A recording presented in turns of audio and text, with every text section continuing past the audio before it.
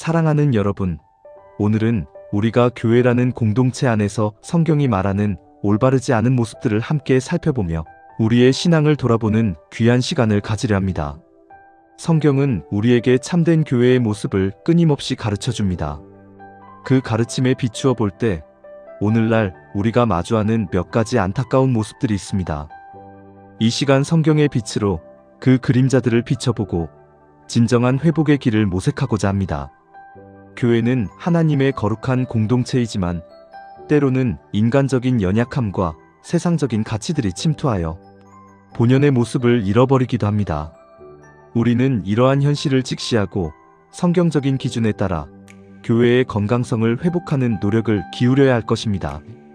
이는 단순히 교회를 비판하려는 목적이 아니라 더욱 성숙하고 하나님 기뻐하시는 공동체로 나아가기 위한 사랑의 채찍임을 기억해야 합니다. 첫 번째로 시대의 아픔에 침묵하는 교회에 대해 이야기 나누고자 합니다. 많은 대형 교회들이 성도들의 이탈을 우려하여 때로는 듣기 좋은 이야기만을 전하고 세상의 불의나 고통에 대해 침묵하는 경우가 있습니다. 성도들이 편안함만을 추구하는 이기적인 신앙에 머무르도록 조장하며 진정한 회개와 변화를 촉구하는 메시지에는 소극적입니다. 성경은 이러한 모습을 마태복음 5장 13장에서 15절에 묘사합니다. 마태복음 5장 13절 너희는 세상의 소금이니 소금이 만일 그 맛을 잃으면 무엇으로 짜게 하리요 후에는 아무 쓸데없어 다만 밖에 버려져 사람에게 밟힐 뿐이니라. 14절 너희는 세상의 빛이라 산 위에 있는 동네가 숨겨지지 못할 것이요 15절 말씀에 사람이 등불을 켜서 말 아래에 두지 아니하고 등경 위에 두나니 이러므로 집 안 모든 사람에게 비치느니라 라고 하십니다. 이 말씀은 겉으로는 살아있는 듯 보이지만 실제로는 영적으로 무감각하고 사회적 책임과 예언자적 사명을 다하지 못하는 교회의 모습을 날카롭게 지적합니다. 참된 교회는 세상의 빛과 소금으로서 불의를 보고 의를 외치며 고통받는 이들의 편에 서서 위로와 희망을 전해야 합니다. 단지 성도들을 모으고 유지하는 데 급급하여 진리를 타협하고 시대적 사명을 외면한다면 그것은 성경이 말씀하는 참된 교회의 모습이라 할 수 없을 것입니다. 우리는 세상의 문제를 외면하지 않고 성경적 관점에서 세상을 읽어내고 하나님의 정의와 사랑을 선포하는 교회가 되어야 합니다. 복음은 개인의 구원을 넘어 세상의 변화까지 포함하는 총체적인 메시지이기 때문입니다. 이러한 침묵은 결국 교회를 세상으로부터 고립시키고 그 영향력을 약화시키는 결과를 초래합니다.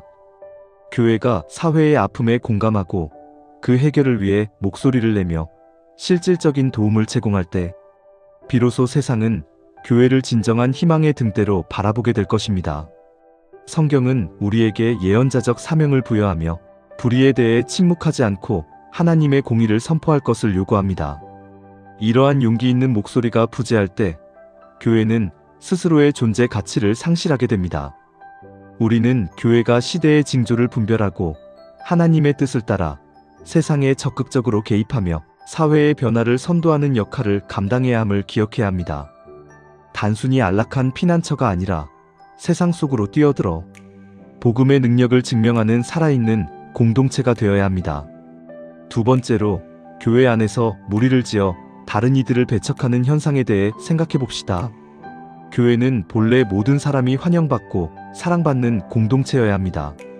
그러나 때때로 교회 안에서 비슷한 배경이나 이해관계를 가진 사람들끼리 무리를 지어 배타적인 그룹을 형성하고 다른 이들을 소외시키거나 판단하는 경우가 발생합니다.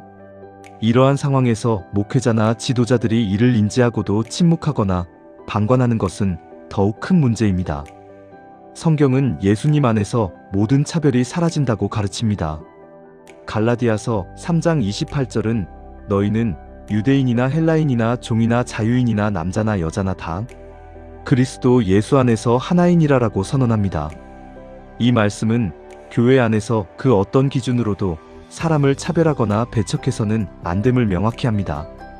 야고보서 2장 1절에서 4절은 외모로 사람을 취하는 행위를 엄히 경계합니다.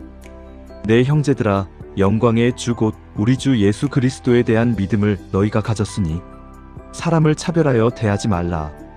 만약 교회 안에서 특정 그룹이 형성되어 다른 이들을 배제하고 분열을 조장한다면 그것은 성경의 가르침에 정면으로 위배되는 행동입니다. 지도자들은 이러한 문제를 간과하지 않고 모든 성도가 그리스도 안에서 하나임을 끊임없이 가르치고 실천하도록 이끌어야 합니다.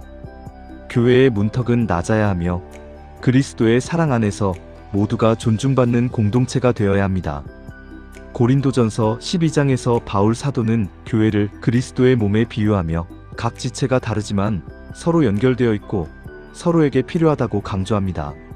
손이 발에게 나는 네가 필요 없다 할 수 없고 눈이 손에게 나는 네가 필요 없다 할 수 없듯이 교회 안의 모든 성도들은 각자의 은사와 역할을 가지고 있으며 서로를 존중하고 연합할 때 온전한 공동체를 이룰 수 있습니다. 어떤 사람도 소외되거나 배제되어서는 안 됩니다. 심지어 세상에서 가장 보잘것없어 보이는 사람일지라도 하나님의 눈에는 귀하고 사랑스러운 존재입니다. 교회의 지도자들은 편가르기나 파벌 형성의 조짐이 보일 때 즉시 개입하여 그리스도의 사랑과 화해의 정신으로 공동체를 통합해야 합니다. 모든 성도들이 서로 다른 배경과 성격을 가졌음에도 불구하고 그리스도 안에서 한 가족임을 인식하고 서로를 포용하며 섬길 때 교회는 진정한 사랑의 공동체로 세워질 수 있습니다. 이는 교회가 세상에 보여줄 수 있는 가장 강력한 증거가 될 것입니다. 우리는 교회 안에서 모든 지체가 사랑으로 연결되어 그리스도의 몸을 건강하게 세워나가는 데 힘써야 합니다. 세 번째로 헌금을 강요하거나 압박하는 교회의 모습입니다. 헌금은 하나님께 대한 우리의 감사와 사랑의 자발적인 표현이어야 합니다. 그러나 일부 교회에서는 성도들에게 헌금을 지나치게 강조하거나 심지어 재정적인 축복을 미끼로 헌금을 강요하는 경우가 있습니다. 고린도후서 9장 7절은 각각 그 마음에 정한 대로 할 것이요 인색함으로나 억지로 하지 말지니 하나님은 즐겨내는 자를 사랑하시느니라 라고 말씀합니다. 이 말씀은 헌금의 본질이 자발적이고 기쁜 마음에서 나와야 함을 분명히 합니다. 헌금을 통해 물질적인 축복을 얻을 수 있다는 식의 기복신앙적 접근은 성경적인 헌금관과는 거리가 멉니다. 구약시대에도 11조는 하나님의 은혜에 대한 반응이자 공동체 유지를 위한 자발적인 참여였습니다. 신약시대에 와서는 더욱이 율법적 강제가 아닌 사랑과 믿음의 표현으로 변화되었습니다. 교회가 헌금을 거두는 목적은 선교와 구제, 그리고 교회의 운영을 위함이지 성도들의 믿음을 시험하거나 재정적 부담을 주는 수단이 되어서는 안 됩니다. 헌금은 하나님과의 관계 안에서 주어지는 감사와 순종의 표현임을 분명히 가르치고 성도들이 자원하는 마음으로 기쁘게 동참할 수 있도록 이끌어야 합니다. 재정적인 압박으로 인해 신앙생활에 어려움을 겪는 성도가 있어서는 결코 안 될 것입니다. 예수님께서는 물질을 우상화하는 것을 경계하셨으며 하늘에 보물을 쌓아두라고 가르치셨습니다. 마태복음 6장 19절에서 21절은 너희를 위하여 보물을 땅에 쌓아두지 말라 거기는 좀과 동룩이 해하며 도둑이 구멍을 뚫고 도둑질하느니라 오직 너희를 위하여 보물을 하늘에 쌓아두라 거기는 좀이나 동룩이 해하지 못하며 도둑이 구멍을 뚫지도 못하고 도둑질도 못하느니라 내 보물 있는 그곳에는 내 마음도 있느니라고 말씀합니다. 헌금은 우리의 마음이 어디에 있는지를 보여주는 중요한 척도이지만 그 행위 자체가 강제되거나 왜곡되어서는 안 됩니다. 교회의 재정 운영은 투명하고 정직하게 공개되어야 하며 성도들은 자신이 드린 헌금이 어떻게 사용되는지 알 권리가 있습니다. 헌금에 대한 잘못된 가르침은 성도들로 하여금 교회에 대한 불신을 갖게 하고 나아가 하나님과의 관계까지 해칠 수 있습니다. 우리는 헌금이 단순히 돈을 내는 행위를 넘어 하나님께 대한 예배와 순종의 표현임을 명확히 가르쳐야 합니다. 진정한 헌금은 우리의 마음을 드리는 것이며 이는 물질적인 것에 얽매이지 않는 자유롭고 기쁜 영혼에서 우러나와야 합니다. 교회는 성도들의 신앙 성숙을 돕고 하나님의 말씀 안에서 재정적인 지혜를 얻도록 인도해야 할 것입니다. 네 번째로 교회 안에서 돈거래나 이해관계에 얽매여 계략을 세우는 경우입니다. 교회는 영적인 공동체이며 순수해야 합니다.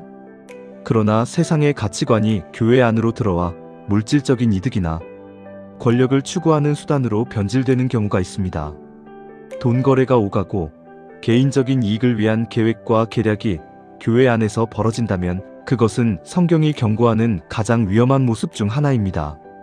예수님께서는 성전에서 돈 바꾸는 자들과 비둘기 파는 자들을 내쫓으시며 내 집은 기도하는 집이라 일컬음을 받으리라 하였거늘 너희는 강도의 소굴을 만드는도다 라고 질책하셨습니다. 마태복음 21장 13절. 이 말씀은 교회가 결코 개인의 이득이나 세상적인 탐욕이 판치는 곳이 되어서는 안 됨을 명확히 보여줍니다. 초대교회 공동체는 모든 소유를 함께 나누며 물질에 대한 집착을 버렸습니다. 사도행전 2장 44에서 45절. 이는 세상의 가치와 다른 거룩한 공동체의 모습을 보여줍니다. 교회 안에서 물질적인 이득을 위한 거래나 권력을 얻기 위한 음모가 만연한다면 그 공동체는 영적으로 병들 수밖에 없습니다. 목회자와 성도 모두는 교회가 하나님의 거룩한 집이며 순수하고 정직한 관계만이 존재해야 함을 항상 명심해야 합니다. 투명하고 정직한 운영을 통해 교회가 세상의 빛이 되어야 할 것입니다. 디모데전서 6장 10절은 돈을 사랑함이 일만 악의 뿌리가 되나니 이것을 탐내는 자들은 미혹을 받아 믿음에서 떠나 많은 근심으로써 자기를 찔렀도다라고 경고합니다. 교회는 돈을 사랑하는 마음이 아닌 하나님을 사랑하고 이웃을 사랑하는 마음으로 운영되어야 합니다. 교회 직분을 이용하여 사적인 이득을 취하거나 교회의 자산을 개인적인 목적으로 사용하는 행위는 엄히 금지되어야 합니다. 이러한 행위는 교회의 신뢰도를 땅에 떨어뜨리고 성도들로 하여금 실망하고 교회를 떠나게 만드는 주된 원인이 됩니다. 교회는 세상의 부정부패와는 거리가 먼 정직과 투명의 모범이 되어야 합니다.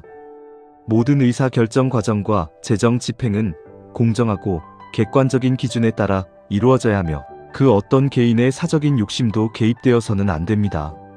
진정한 영적 권위는 섬김과 희생에서 비롯되며 결코 세상적인 권력 다툼이나 물질적인 탐욕에서 나오지 않습니다. 우리는 교회가 세상의 가치관에 오염되지 않고 하나님의 공의와 사랑이 실현되는 거룩한 공동체로 유지되도록 끊임없이 깨어 기도하며 노력해야 할 것입니다. 이러한 것을 묵인하는 교회가 있다면 하나님께 기도로 분별력을 달라고 기도하며 올바른 교회를 찾아야 할 것입니다. 사랑하는 여러분, 우리는 오늘 성경의 말씀에 비추어 교회의 4가지 그림자를 살펴보았습니다. 이 말씀들이 우리를 정죄하기 위함이 아니라 참된 교회의 본질을 회복하고 우리 자신의 신앙을 돌아보게 하기 위함입니다. 성경은 우리에게 끊임없이 참된 교회의 모습을 제시하고 우리가 나아가야 할 길을 보여줍니다. 우리는 이 말씀들을 통해 우리 교회 공동체가 세상의 빛과 소금이 되도록 함께 노력해야 합니다. 지금 이 순간 여러분의 교회와 여러분의 신앙은 과연 성경이 말하는 참된 교회의 모습과 일치하는지 깊이 성찰해 보시기를 바랍니다. 그리고 하나님의 말씀에 따라 더욱 거룩하고 건강한 교회 공동체를 만들어가는 일에 적극적으로 동참해 주시기를 간곡히 부탁드립니다. 이 메시지가 단순히 듣고 흘려보내는 이야기가 아니라 여러분의 마음속에 깊이 새겨져 실천으로 이어지기를 소망합니다. 우리가 함께 힘을 모아 진정한 하나님의 교회를 세워갈 때 세상은 비로소 교회를 통해 하나님의 사랑과 공의를 보게 될 것입니다.